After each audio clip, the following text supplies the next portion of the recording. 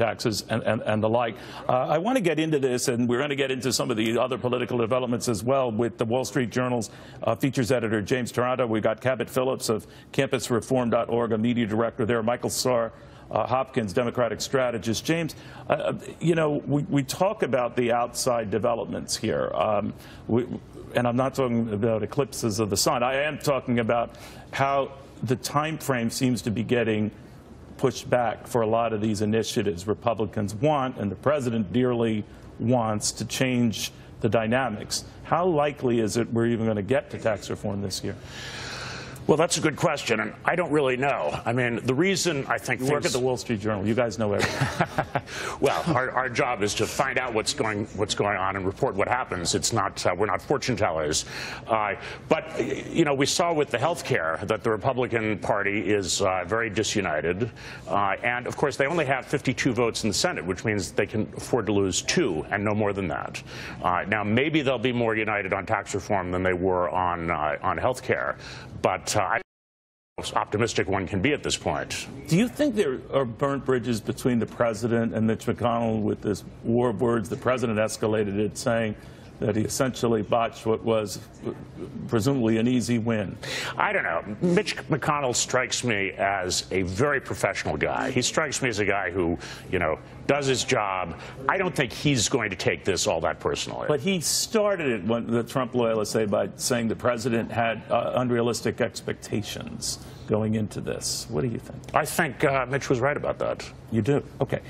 Cabot, what happens now? I mean, how important is it to you and your group to see progress made on taxes and this year, that next year is too risky? Well, it's hugely important for 2018. These people that are up for re-election, they need a victory to point to, as does President Trump.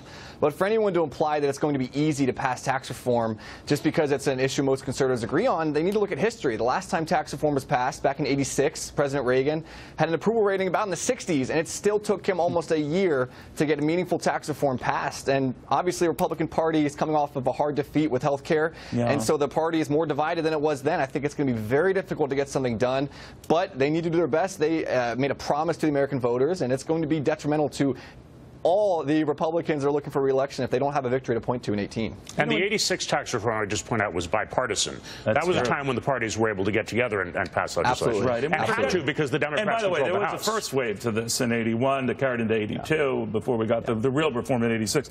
But Michael, maybe you can give me some Democratic perspective here, because Nancy Pelosi is keen on a measure to censor the president on this. It would be largely meaningless in terms of, you know, it would send a message, obviously. Some Republicans might even get on board with it.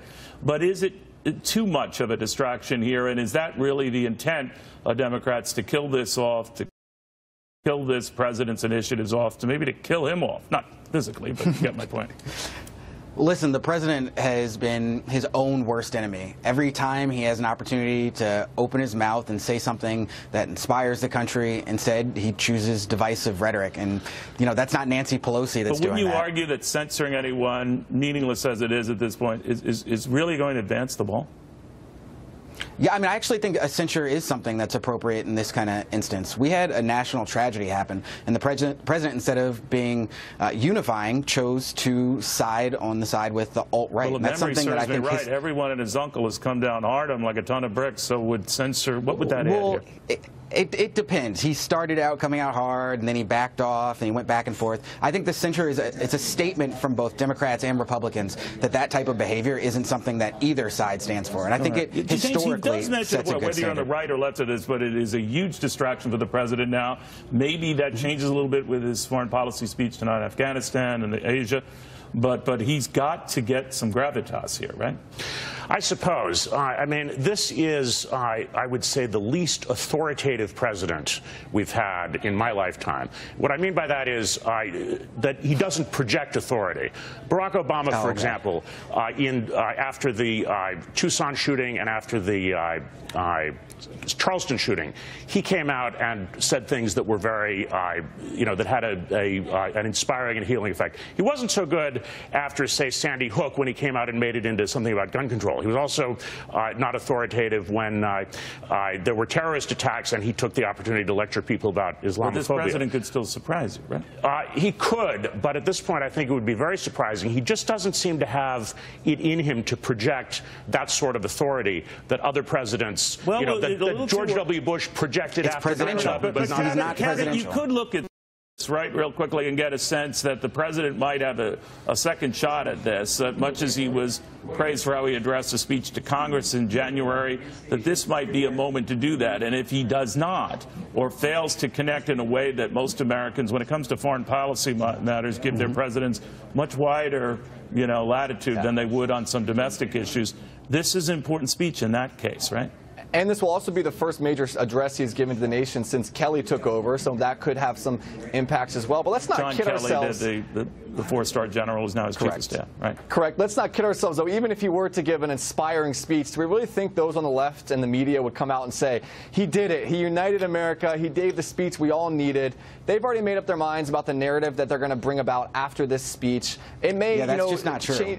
That's absolutely true. Let's look at the media. How they cover every speech he gives. I want the president to succeed. Same old. Say that again, Michael? When the president succeeds, we all succeed. I don't want the president to fail. The president's failing because he's a failure, not because Democrats you say want you him want to the fail. president to succeed. He's opposing Absolutely. all the things you hold dear, right? So you don't want him to succeed. I don't want his policies to succeed, but I want him to project a presidential style. I want him to be a leader and inspire our country. Were you ever I didn't agree with giving him the everything benefit of the Reagan doubt when the said. presidency started? Did you ever give him the benefit of the doubt on anything? Absolutely. I wrote multiple columns where I said that I didn't agree with the politics of the president, but now that he's president, he needs to be presidential and inspire our country. He's just failed at that. Final word. I think that if the president gives a decent speech tonight, he will get a moment of praise from the media. Because remember, the media, yes, they're left wing. But for you, it'll be short-lived. But they're also they also like drama, and you can't have the same story over and over again. So we may see a dramatic turn tonight that will last at least a day or two if he gives a good speech. All right, I can see your column. Let's just not already. forget there are troops out there, and so we want the troops to succeed as well. All right. Guys, I want to thank you all. We are, of course, we will provide live coverage of that. Our pre-coverage begins at 8 p.m. Eastern Time, 9 p.m. the speech itself. Again, the president outlining his plans for Afghanistan, what is presumably a commitment of thousands of more troops to that region of the world. Also outlining what he wants to do about North Korea. This is something his defense secretary, Mattis, has urged that you just